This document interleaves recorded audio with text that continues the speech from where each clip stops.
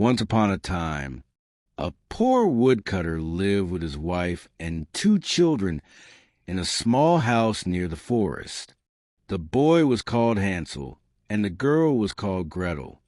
They were kind and loved each other very much, but the family was very poor. Sometimes they had no bread to eat. One night, the stepmother said to the father, "We have no food.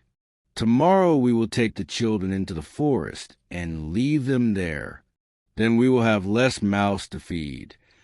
The father was very sad and said, "No, I cannot leave my children." But the woman insisted, and finally he agreed with a heavy heart. Hansel and Gretel heard everything. Gretel began to cry, but Hansel whispered, "Do not worry, little sister. I have a plan." That night, Hansel went outside and filled his pockets with small white stones. The first journey. The next morning, the parents took Hansel and Gretel deep into the forest. As they walked, Hansel secretly dropped the white stones along the path. After a while, the parents left the children near a fire and said, "Wait here. We will come back soon." But they did not return. When the moon rose, the white stones shone in the light.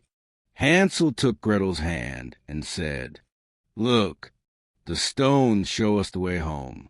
And so they followed the shining stones and returned safely to their father. The second journey. The stepmother was angry when she saw the children again. Soon the food was gone once more. She told the woodcutter, "We must take them deeper into the forest this time." Hansel wanted to collect stones again, but the stepmother locked the door. In the morning, he had only a piece of bread in his pocket. As they walked, Hansel dropped small crumbs of bread along the way. But when the night came, they could not find the crumbs. The birds had eaten them all. Gretel cried, "What will we do now?" Hansel tried to be brave. "Don't worry, sister. Somehow we will find the way." The candy house. The children walked for hours in the dark forest. At last, they saw a strange little house. The roof was made of cake, the walls of bread, and the windows of sugar. Hungry and tired, Hansel and Gretel began to eat the house. Suddenly, an old woman opened the door. She looked kind and said, "Oh, dear children, come inside. You must be hungry and cold." She gave them food and soft beds. But the woman was not kind at all. She was a wicked witch who ate children. The next morning, she locked Hansel in a cage and shouted to Gretel, "Cook food for your brother.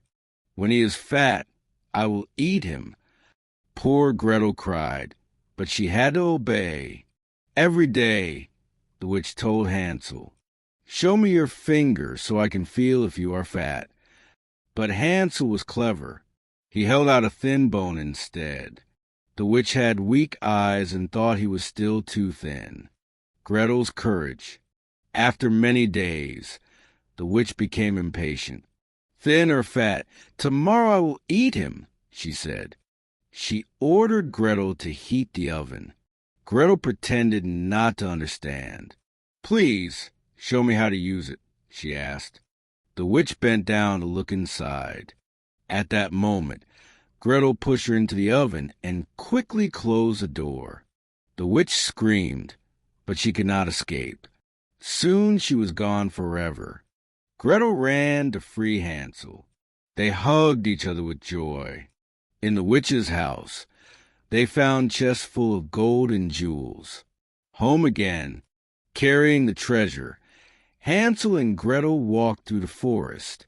At last, they found the path back home. Their father was overjoyed to see them. The wicked stepmother had died, and the family never suffered from hunger again. Hansel and Gretel lived happily with their father, remembering their adventure in the forest and the candy house.